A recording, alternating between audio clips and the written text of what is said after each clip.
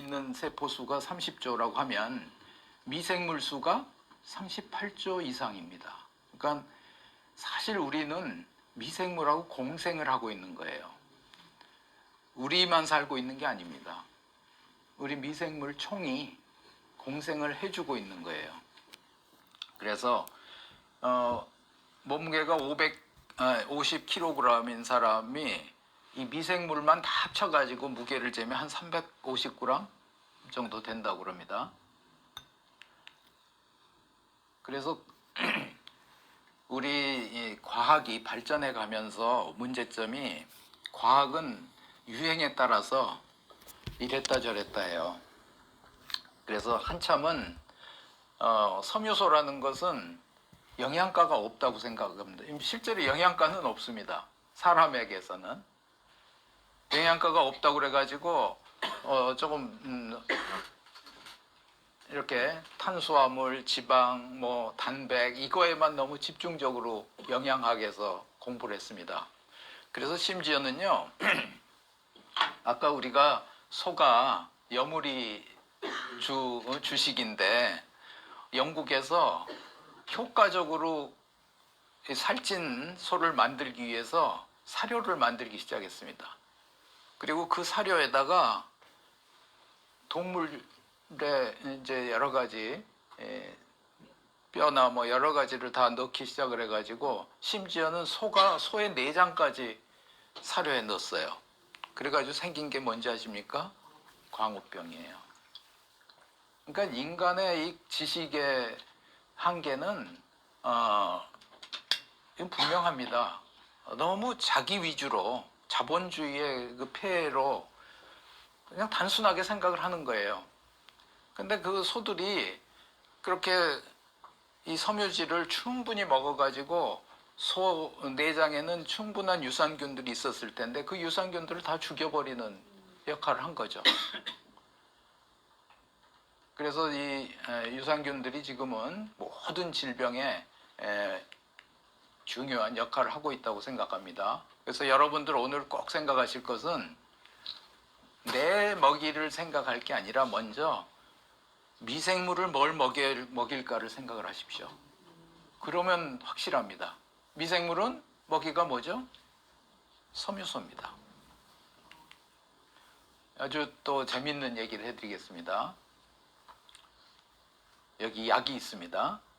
그런데 이 신생아 괴사성 장염이란 것은 미숙아들이 태어나면 아까 어디에 들어가 있다고 그랬죠? 인큐베이터에 있죠? 병원에는 아주 독한 균들이 많습니다. 살아남는 균들, 항생제에 살아남은 균들. 그래가지고 자칫 이 균이 이 인큐베이터에 있는 어린애에게 감염이 돼버리면 어린애는 아직 면역적으로 완성이 되지 않은 상태죠. 그러니까 아주 치명적입니다. 그래서 항생제도 이제 1세대, 2세대, 3세대 그래가지고 3세대는 이제 반코마이신이라는 아주 독한 항생제가 있는데 그걸로 치료할 수밖에 없는데 한 70%, 80% 어린애가 죽어요. 치료가 안 되는 거예요. 그래서 의사들이 방법이 없나 그래가지고 생각을 한 게 건강한 사람의 대변을 내시경을 통해서 넣어줘-봤어요. 그랬더니 놀랍게도 70 내지 80%가 사는 겁니다. 그래가지고 미국 식약처 FDA라고 그러면 아주 철저한 것으로 유명하죠. 거기서 바로 그것을 치료제로 허가를 내줬어요. 그래서 지금은 미국은 변은행이 있습니다. 혈액은행처럼. 그래가지고 건강하신 분들이 변은행에다가 자기 변을 기증을 하는 겁니다. 여러분도 그런 분이 되고 싶지 않습니까? 그렇게, 근데 그분들이 다 그렇게 건강하신 변을 제공하신 분들이 채식을 하시는 분일까요? 육식을 하시는 분일까요? 채식을 하시는 분일 수밖에 없습니다. 왜냐하면 그 유산균이, 건강한 유산균이 그렇게 존재하려면 채식을 하지 않으면 먹이가 들어와야 유산균이 잘 자랄 거 아니에요. 근데 육식에나 생선에는 섬유소가 없습니다. 그래서 지금 심지어는 이렇게 앰플에다가 변을 프리징 드라이 시켜가지고 이런 약으로도 나옵니다. 지금 그런데 저 약으로 많은 실험을 해보고 있어요. 대장암 치료도 해보고 당뇨 치료도 해보고, 근데 실제로 효과들이 좀 있는데 아직 이제 과학적으로까지는 입증이 되지 않았고, 아까 그 신생아 괴사성 장염은 다른 약이 없으니까 바로 허가를 내준 거고, 이 뭐 당뇨나 이런 거에는 이제 기존 약들이 있으니까 허가가 안 나와서 그렇지 실제로는 효과들이 있다는 게 지금 알려지고 있습니다. 그래서 여기 보시면 세균이 지금 하고 있는 일들, 면역을 조절하는 일을 하고 있고요. 또 오메가3 비타민 우리 다 사서 먹죠. 유산균을 잘 키워놓으면 사서 먹을 필요가 없습니다. 또 세로토닌 이런 호르몬도 이 균이 90% 이상을 만들어서 넣어줍니다. 그러니까 우리가 균만 잘 키우고 있으면 우리 뭐 다른 영양제를 먹을 필요가 없다는 것이죠. 그리고 이제 이 이눌린이라는 이 물질은 섬유소 중에도 조금 특별한 건데 아주 가지가 긴 섬유소입니다. 섬유소들도 이제 짧은 섬유소가 있고 가지가 긴 섬유소가 있는데 이게 내려가면서 조금씩 잘리거든요. 그래서 짧은 섬유소는 대장에 빨리 흡수가 됩니다. 그런데 긴 섬유소는 끝까지 내려가요. 그러니까 우리가 끝까지 내려가서 꼭 필요한 일이 뭐냐면 항문 근처에 대변이 항상 있죠. 대변이 있는 데는 독소가 나오기 쉽습니다. 그래서 그 주변을 자극을 많이 해서 염증이 생기고 암도 대장암의 70%가 그 항문 근처에서 생깁니다. 그러니까 거기에 유익균이 별로 없다는 얘기예요. 그 유익균을 충분하게 키우려면 이 가지가 긴 이눌린이 들어있는 음식을 많이 드셔야 되는데 그게 바로 뿌리 채소들입니다. 그래서 돼지 감자, 치커리, 마늘, 부추, 양파, 우엉 이런 것도, 그러니까 우리 채소도 다양하게 드셔야 좋습니다. 그래서 이 항생제나 또는 단 거, 설탕 이게 많이 든 음식을 먹으면 유해균이 득세를 합니다. 유익균이 상대적으로 소멸이 됩니다. 그러니까 우리가 유익균을 충분히 키우는 우리 이제 채소, 통곡물, 콩류, 씨앗류 이런 것들을 충실히 드시는 게 좋습니다. 지금 그런데 음식들이 너무 달아요.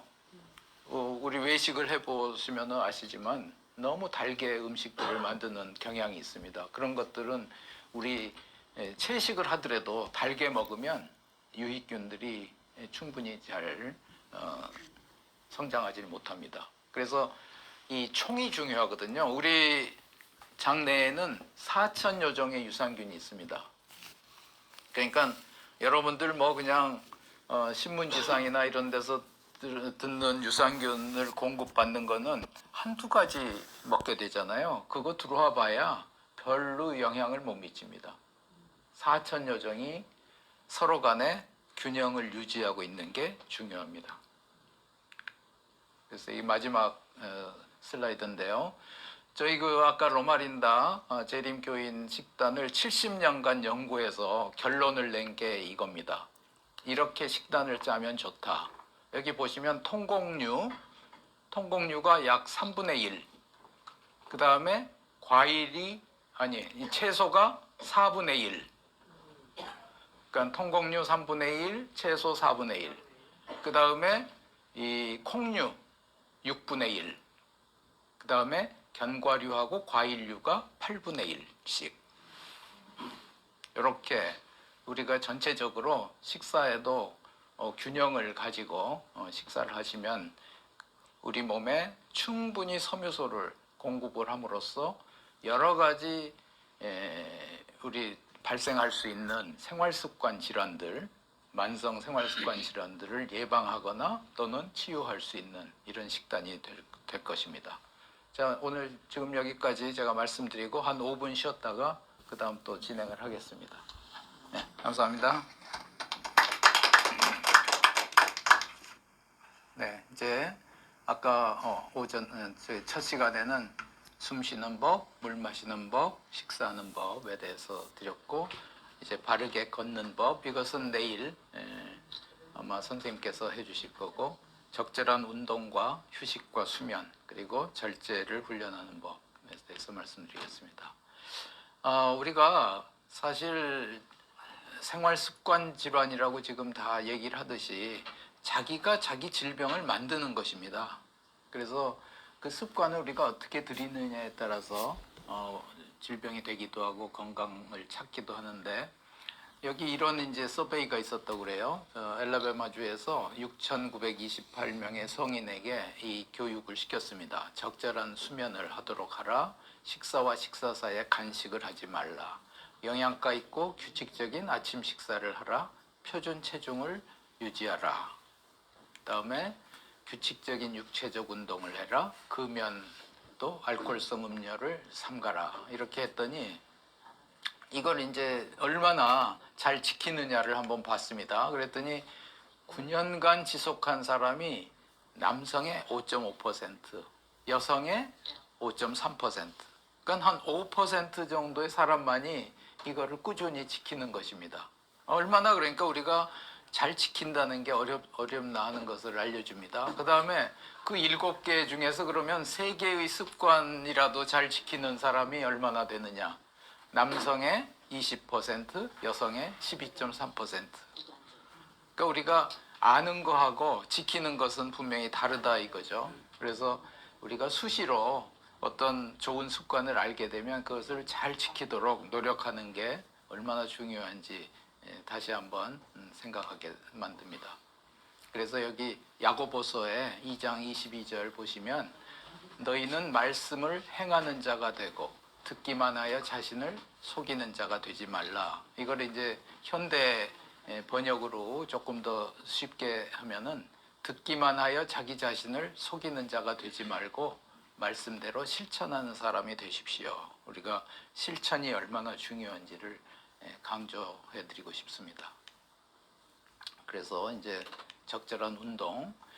사실 저희가 어떻게 보면 먹는 거에 너무 집중을 합니다. 건강하기 위해서는 잘 먹어야 된다는 그거 너무 거기에 집중이 되는데, 저희가 그 한 4년 운영을 하면서 보니까 식사하고 그 다음에 운동하고 휴식하고가 3대 4대 3. 그러니까 운동이 조금 더 중요한 것 같아요. 그리고 그 다음에 식사하고 휴식이 같이 중요합니다.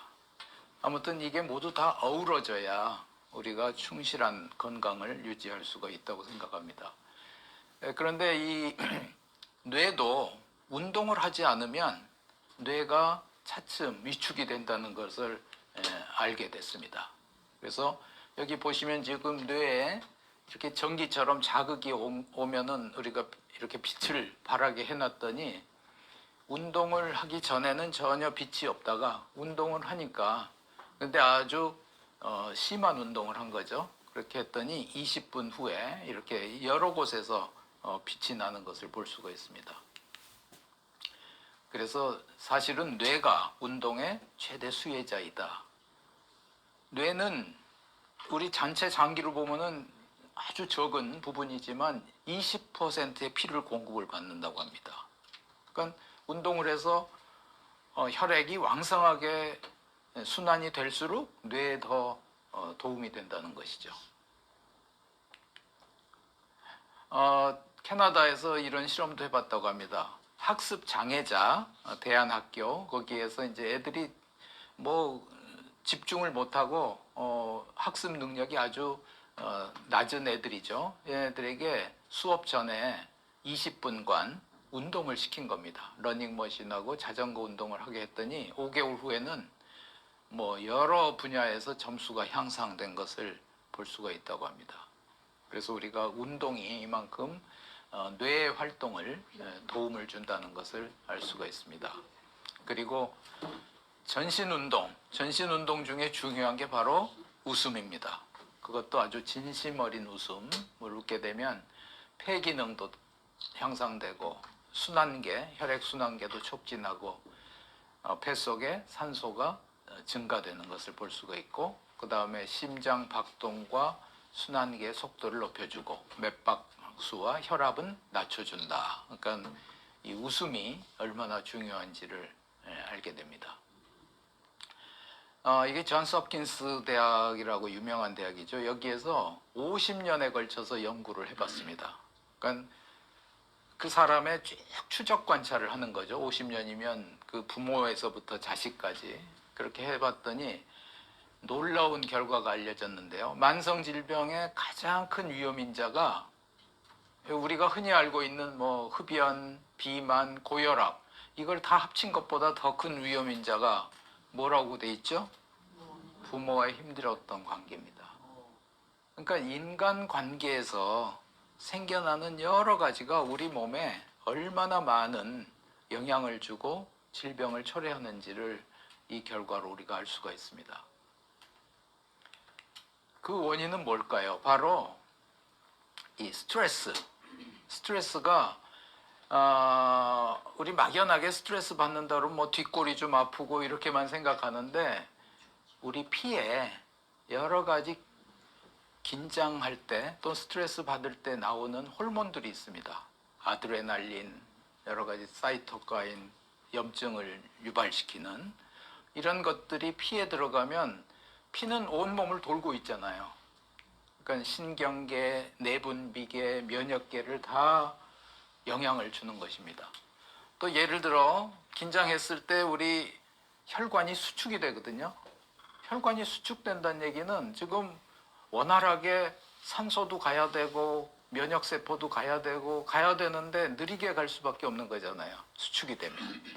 그러면 필요할 때 필요한 곳에 가서 이것이 공급을 못 해주거나, 또는 면역세포가 늦게 간다는 얘기는 지금 염증이나 암이나 이런 게 계속해서 더 증가될 수밖에 없는 거죠. 그러니까 여러 가지 지금 질환을 만들어낼 수 있다는 겁니다.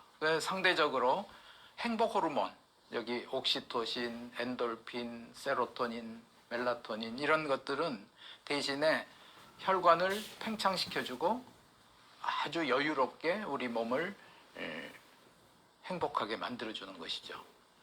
특히 저기 옥시토신이라는 게 있는데요. 옥시토신은 언제 많이 분비가 되냐면 산모가 태아를 출산했을 때 가장 많이 분비됩니다. 그때 뭐가 제일 높아지죠? 모성애가 제일 높아지죠.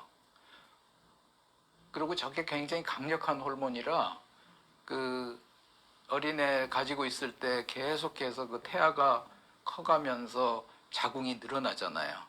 그 자궁을 수축을 시켜가지고 제자리로 돌아오게 하는 강력한 호르몬입니다. 그러니까 얼마나 강력한 호르몬인지 아시겠죠? 근데 이게 모성애를 자극하기 때문에 또 하나 이 옥시토신이 언제 또 분비가 되냐면 다른 사람을 불쌍히 여길 때, 긍휼히 여길 때, 이럴 때 분비가 됩니다. 그래서 저는 아무래도 이렇게 한번 많이 분비된 그런 장기에서 또 비슷한 상황이 되면 많이 나오지 않습니까? 그러니까 어린애를 출산을 해본 분들이 그런 감정도 훨씬 더 많이 갖게 되고 또 더 장수를 하지 않나, 그렇게 저 나름대로 생각을 해봅니다. 그래서 이 옥시토신은 아무래도 남자분들은 그 출산의 경험이 없으니까 좀 여성분들보다 적게 분비가 될 거예요.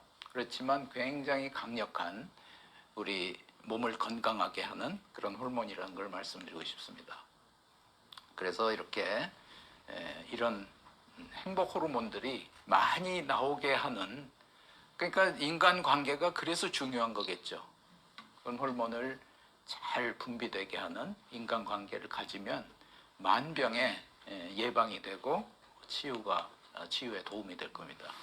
그리고 이제 운동 중에서도 우리 대부분의 이제 그 활동적인 운동은 뭐 근육 운동이 있고 유산소 운동이 있는데, 그런 거 외에 우리 몸을 충분히 림프 시스템을 이렇게 잘 순환되도록 해주는 여러 가지 또 운동들이 있습니다.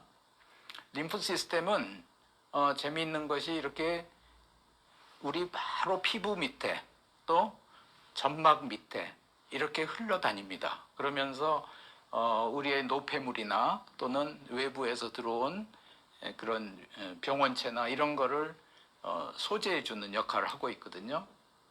그래서 면역 세포들이 거기에 주로 많이 관여를 하고 있죠. 그래서 우리 피는 대개 성인이 한 5리터 정도 되는데 림프액은 15리터가 됩니다. 그러니까 훨씬 더 많은 지금 림프액이 우리 몸에 그 표피에 쫙 있다고 생각을 하시면 되고, 여러분들 짜게 먹거나 그러면 그 다음날 얼굴이 좀 붓죠. 그런 게 다 림프액이 잘 흐르지를 못해서 그러는 거거든요. 그러니까 끊임없는 흐름이 우리 건강에 굉장히 중요하다는 것을 볼 수 있습니다. 여기 피는 지금 파란 색깔하고 빨간 색깔로 표시된 이거는 이렇게 막힌 서킷, closed circuit입니다. 그런데 림프는 열린 공간이에요. 열린 공간. 그래서 이것들을 우리가 마사지를 잘 해줌으로 해서, 그렇지만 굉장히 흐름이 늦겠죠. 피는 이제 심장이 박동하면서 그 압력이 확 가서 이렇게 빨리 순환되게 하는데, 림프는 그런 구조가 없기 때문에 아주 서서히 흘러갑니다. 그래서 그 서서히 흘러가는 대신에 이것은 굉장히 중요한 면역 작용에 중요하고, 근데 이제 거기에서 흐름에 이상이 생기게 하는 물질들이 이렇습니다. 지방 조직이 축적됐을 때, 그러니까 비만인 사람은 더 흐름이 늦어지겠죠. 그리고 염증, 아까 말씀드린 우리가 긴장하거나 이렇게 쇼크를 받거나 이럴 때 이제 서서히 이 흐름이 느려지는 그런 역할을 하고 있습니다. 그래서 림프계를 우리가 활성화시키는 것은 무조건 움직이는 겁니다. 움직이라, 수영하라, 폼롤러 마사지 아시죠? 저 폼롤러 정도로 우리 피부를 마사지를 계속 해주는 겁니다. 그 다음에 깊이 심호흡하라, 점핑 운동을 하라. 어린애 한번 보세요. 저희도 손자가 뭐 유치원 가기 전 그때 우리 집에 오면 맨 먼저 하는 게 침대 위로 올라가서 뛰는 겁니다. 애들은 뛰게 돼 있어요. 근데 나이가 들수록 우리가 점잔을 빼다 보니까 뛰는 운동을 안 하죠. 뛰는 게 이 치매 예방에도 굉장히 좋다고 돼 있습니다. 그러니까 뛴다는 얘기는 줄넘기 이런 걸 해주면 우리가 뛰는 운동이 되죠. 그 다음에 피부를 마사지하라. 피부 밑에는 지금 림프가 흐르고 있다. 마사지하라. 그 다음에 온열요법과 한랭요법. 이거는 이제 되게 목욕탕 뜨거운 물에 한 3분 있다가 그 다음에 찬물에 30초 이렇게 계속 번갈아 가면서 해주면, 여러분들 스트레스에서는 우리가 좋지 않은 스트레스만 항상 생각하는데 유스트레스라고 그래가지고 우리 몸에 유익한 엔돌핀을 분비시키는 스트레스가 있습니다. 그것은 뭐냐면, 여러분들 그 마라톤도 100km씩 뛰는 분들 있죠. 그런 분들은 마약처럼 그걸 안 뛰면은 뭔가 그게 이제 생각이 나는 거죠. 그런 게 바로 그때 유포릭하게 그 엔돌핀 같은 게 많이 나온다고 합니다. 그만큼 충분히 몸을 혹사를 시켰을 때. 그런데 이 한랭요법이 이런 역할을 해줍니다. 목 뒤에 아주 차가운 물이 닿을 때, 그럴 때 우리 몸에 유스트레스 작용이 일어나서 엔돌핀이 분비가 된다고 그래요. 그 러시아 같은 데서는 겨울에 찬물에 들어가죠. 바로 그런 방법들이 우리 몸을 엔돌핀을 많이 분비시키는 방법입니다. 그리고 이제 몸 안에 수분을 충분히 유지하고 우리 채식을 충분히 해주면은 림프계를 잘 활용시키는 또 잘 순환시키는 그런 방법이 되겠습니다. 아까 제가 미주신경 얘기했었죠. 이렇게 뇌에서부터 각 신경이 각 장기에 다 들어가 있습니다. 그렇지만 우리가 부교감신경을 우리 마음대로 할 수는 없거든요. 그러니까 아까 말씀드렸듯이 복식 호흡을 한다든지 마사지를 해준다든지 이런 방법으로 우리 몸의 내부에 있는 그 신경이 부교감 신경이 충분히 활동할 수 있도록 그렇게 만들어주는 것이 중요합니다. 그리고 아까 크게 웃는 웃음, 정말 몸에서 우러나오는 그런 웃음을 웃을 때 부교감 신경이 충분히 이완되는 그런 역할을 합니다. 마지막으로 휴식과 수면 말씀드리겠습니다. 우리 암세포는 휴식이 없는 세포입니다. 그렇죠? 우리 세포들이 다 주기가 있습니다. 생명 주기가. 그래서 대개는 한 달 정도 세포가 성장했다가 소멸이 됩니다. 여러분들 피부에 이 때도 결국 그 세포가 죽어서 이제 나오는 찌꺼기거든요. 피부도 얇은 것 같지만 한 4개 층의 세포가 있습니다. 그래서 아래서부터 이렇게 차츰 위로 올라와서 마지막 때로 이제 사라지는 그렇게 세포들이 모두 다 성장하는가 하면 적절한 때에 소멸되는 그런 이제 세포로 돼 있어서 우리 세포에는 유전자가 성장시키는 성장 유전자가 있고 또 억제하는 억제 유전자가 있습니다. 그러니까 자동차가 엑셀이 있고 브레이크가 있듯이 우리 세포에도 성장시키는 유전자, 억제시키는 유전자가 있는데 억제시키는 유전자가 이제 우리가 휴식할 때 충분히 활동을 하는 겁니다. 그런데 수면을 안 하고 계속해서 일을 하다 보면은 억제 유전자가 제대로 쉴 틈이 없죠. 계속해서 일을 하다 보면 이제 거기에 손상이 가가지고 억제 유전자의 손상이 가면은 암세포 발생이 아주 많이 생길 확률이 높습니다. 그리고 그 억제 유전자가 이제 P53 유전자라는 게 아주 잘 알려져 있는데요. 이 P53 유전자가 억제를 하는데 또 관여하는 것이 하나 있습니다. 여러분들 태아가 손이 만들어질 때 맨 먼저는 벙거지 장갑처럼 이렇게 다 붙어 있어요. 그러다가 차츰 각각 떨어집니다. 근데 이 떨어질 때 여기에 P53 유전자가 작용해서 이렇게 모양을 만드는 것입니다. 그걸 우리가 이제 재창조라고 얘기할 수가 있죠. 그러니까 휴식 유전자면서 창조 유전자다. 그 얘기는 뭐냐면 우리가 휴식을 충분히 하면 창조도 다시 잘 이룰 수가 있다는 것이죠. 그래서 우리가 회복을 하려면은 꼭 휴식이 필요하다. 그것이 공식화가 되어 있습니다. 요즘은 이제 뭐 야식이나 이런 걸 많이 하게 되면 대개 또 지금 닭 튀김을 많이 먹죠. 그럴 때 이제 튀김에는 아크릴 아마이드 이런 물질들이 들어있어서 수면을 방해하고 세포의 지속적인 성장을 요구합니다. 그러면 P53 유전자가 망가지고 궁극적으로 암세포로 변화되기 쉽습니다. 그래서 우리가 그런 야식을 안 하는 습관, 간식을 안 하는 습관 이거를 잘 길러야 됩니다. 그래서 최적의 수면의 질은 신선한 과일과 채소 그리고 통곡물을 포함한 다양한 식단이 중요하다 이런 말씀을 드릴 수가 있습니다. 수면에 좀 도움이 되기 위해서는 진지하게 깊은 수면을 취하라. 물론 뭐 쉽게 되진 않지만 우리가 자꾸 이거를 연습을 해야 되겠죠. 그리고 이 12시 이전의 수면의 질이 12시 이후의 수면의 질에 2배 좋습니다.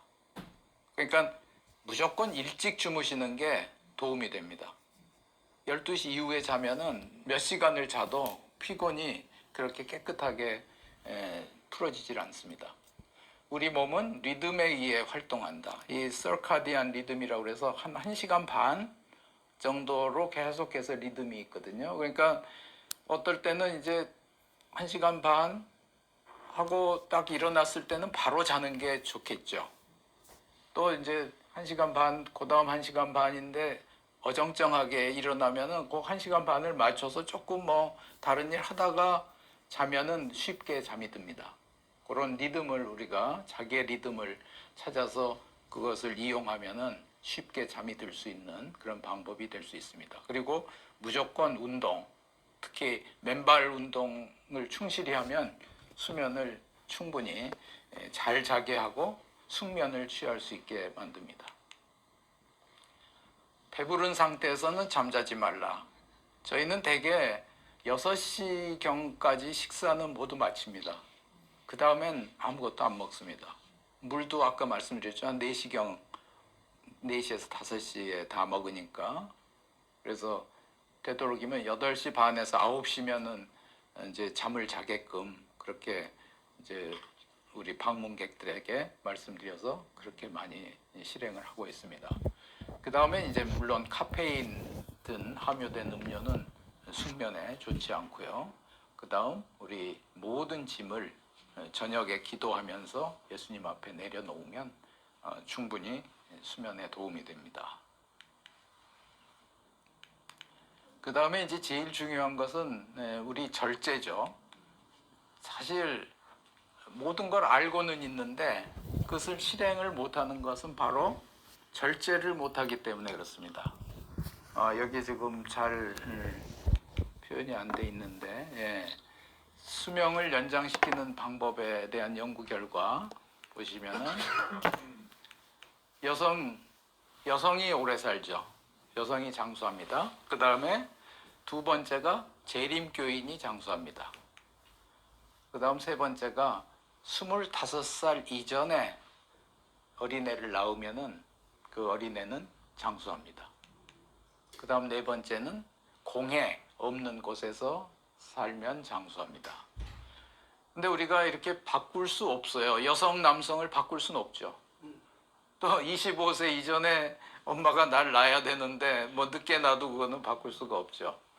그 다음에 자기가 하는 일이 꼭 어디에서 해야 되는데 거기에 공해가 좀 심하다고 그래서 거기서 일을 안 할 수는 없잖아요. 단 하나 우리가 할 수 있는 게 있습니다. 나머지 하나 뭐였죠? 재림교인이 되기.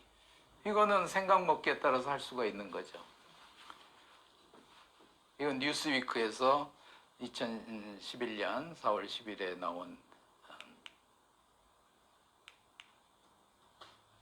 여자이면 장수하고 안식일 교인이면 장수하고 25세 전에 당신을 출산했어야 하고 공해가 없는 곳에 살아야 한다.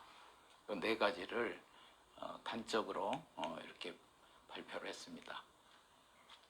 그래서 우리가 재림교인들에서 연구한 그런 과정에서 뉴스타트라는 방법이 나왔죠. 그래서 뉴스타트는 영양, 그 다음에 운동, N이 nutrition, E가 exercise, S가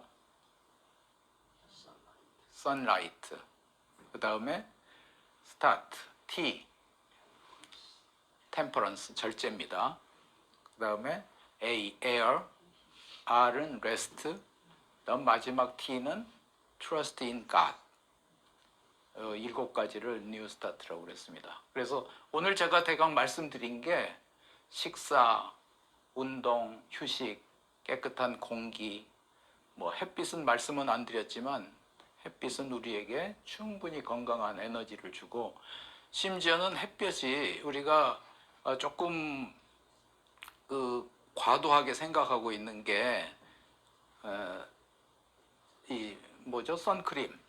선크림을 발라야만 우리 햇볕을 쬐고 또 뭐 이렇게 운동하시는 분은 완전히 얼굴을 다 막아버리고 운동하시는 분이 많더라고요. 근데 그것은 서양 사람들의 피부는 좀 그렇습니다.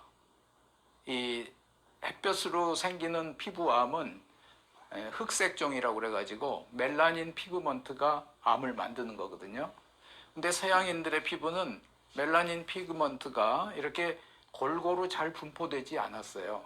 드문드문 많은 데는 많고 적은 데는 적고, 그래가지고 그런 분들은 피부암에 생길 가능성이 동양인보다 훨씬 높습니다. 동양인은 다행히도 이 굉장히 멜라닌 색소가 잘 분포가 되어 있습니다. 그래서 흑색종이 사실 동양인에게 별로 많지 않아요. 근데 그냥 뭐 햇빛 조금만 쬐면은 피부암에 걸린다는 공포심을 자극해가지고 지금 뭐 비즈니스를 많이 하고 있기 때문에 그렇지. 그래서 좀 과감하게 우리가 피부를 내놓고 햇볕을 받는 게 우리 몸에 훨씬 좋습니다. 좋은 점이 훨씬 많습니다. 그런데 이제 제일 중요한 것은 이 자연 법칙에 우리가 자연 법칙은 잘 알고 있는데 이걸 꾸준히 순종할 수 있느냐, 그것이 중요하죠. 거기에 필요한 것이 이제 바로 절제력이 되겠습니다. 근데 절제라는 것, 여기 지금 저희 보은에 저희 집에서 이제 상주 쪽으로 좀 가다 보면 속리산에 이런 봉우리들이 있는데, 저희 봉우리를 보면서 여러 봉우리들이 다 중요하다는 것입니다.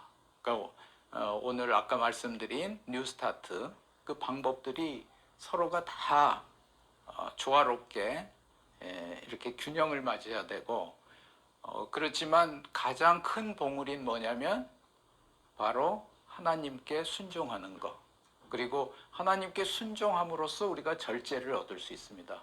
절제가 자기가 어떤 욕심을 부려서 또는 훈련을 해서 생기는 게 아니고 하나님을 받아들일 때 절제력이 생길 수 있음을 알게 됩니다. 그래서 우리가 이 생명의 열매를 제가 생각하기에는 아까 말씀드린 그 7가지 공기, 햇빛, 물, 휴식, 운동, 음식, 그리고 절제, 이 7가지가 있는데 이게 다 하나님의 능력에 의지함으로써 이것이 조화롭게 균형을 이룰 수 있다고 생각을 합니다. 여기 보시면 전적으로 인간 밖에서 오는 능력으로 맺히는 것이다. 우리의 능력으로 되는 게 아닙니다. 이 절제력이라는 것은 바로 인간 밖에서 오는 능력, 그러니까 성령의 능력이죠. 하나님의 능력에 의지함으로써 그 성령이 우리에게 오심으로써 결국 이 절제를 하게 되고 이 7가지가 모두 조화롭게 우리 몸 안에서 균형을 이룰 수 있다는 것입니다. 여기 이제 에베소서 5장 18절에 이런 말씀이 있습니다. 술 취하지 말라, 이는 방탕한 것이니 오직 성령으로 충만함을 받으라. 근데 영어 성경에는 방탕한 것이니란 뜻이 없습니다. 이 얘기는 뭐냐면 술 취하지 말라. 근데 그 술이 들어갈 자리가 성령으로 충만해야 된다는 얘기입니다. 근데 이거는 꼭 술뿐만이 아니라 우리 그 성령이 들어갈 자리가 바로 여기거든요. 이걸 전두엽이라고 합니다. 근데 어떤 사람은 술이 취해서 술이 전두엽을 막아버리고, 어떤 사람은 도박을 함으로써 도박이 전두엽을 막아버리고, 어떤 사람은 요새 게임에 중독이 돼가지고 막아버리고, 여러 가지 일로 이거를 막는 경우가 우리도 흔히 그럴 수가 있습니다. 그런데 이게 막히면은 바로 성령이 들어갈 자리가 없어지는 거죠. 그래서 우리가 이 모든 걸 비우고, 자기를 비우고, 그 다음에 이러한 세상 욕심을 비워서 바로 이 자리에 성령이 함께 하실 수 있는 그 자리를 남겨놓고 우리가 기도를 하고 성경 말씀을 읽으면은 자연히 절제력이 키워지고 우리가 알고 있는 이것들을 다 실천할 수 있는 그런 힘을 갖게 되지 않을까 생각을 합니다. 그래서 전체 조직과 교통하는 뇌신경은 하늘이 사람과 교통하여 내적 생애에 감화를 끼칠 수 있는 유일한 매개체이다. 이 뇌를 우리가 잘 정결하게 하고 거룩하게 함으로써 우리의 전체 몸이 건강해질 수 있다고 생각을 합니다. 이것으로 모든 말씀 마치도록 하겠습니다. 감사합니다.